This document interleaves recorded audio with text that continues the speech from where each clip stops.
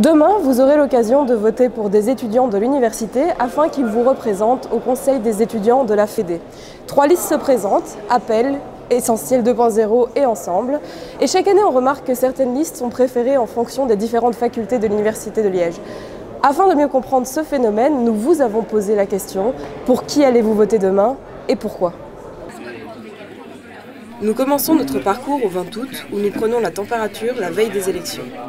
J'hésitais entre Appel et Ensemble, mais je vais sûrement voter pour Ensemble en fait. Donc je vais voter pour Appel parce que leur programme me plaît plus tout simplement.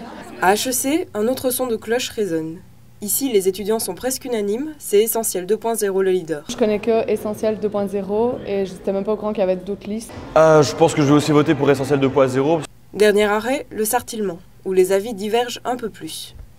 Alors j'étais sur les listes essentielles pendant 2 ans, donc du coup mon choix, ça a un peu tout fait, j'ai envie de dire, par facilité. C'est la seule liste qui contient des vétérinaires. Je pense voter pour la liste Ensemble.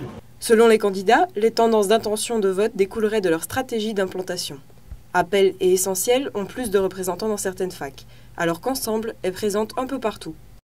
On est vraiment sur toutes les facultés. Pour l'instant, comme c'est une liste qui est en train de se développer, on n'a pas vraiment de point fixe, donc on essaie de toucher vraiment tout le monde. On est très présent en fac philo et lettres. Je pense que c'est une de nos facs points forts, on va dire. On est aussi fort présent à Jean Blou.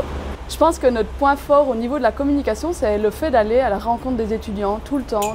Pour Johan Ancia, les listes seraient de moins en moins politiques. Essentiel ne serait pas une liste de droite, malgré ce que les étudiants de philo et lettres pourraient penser. Mais ça reste quand même au niveau des copains. Je veux dire, la faculté de philo, il y a quand même beaucoup de personnes qui sont appel là-bas. Donc du coup, les copains ou je veux dire les personnes avec qui on a des sensibilités ou qu'on pense les mêmes idées, on arrive à les retrouver. C'est plus difficile, par exemple, pour des gens d'appel d'aller à HEC, où là, c'est une fac entre guillemets avec un peu plus de l'économie, donc ça fait un peu plus de droite. Est-ce que cette année encore les facultés seront divisées? Rendez-vous le 16 avril pour découvrir les résultats de ces élections.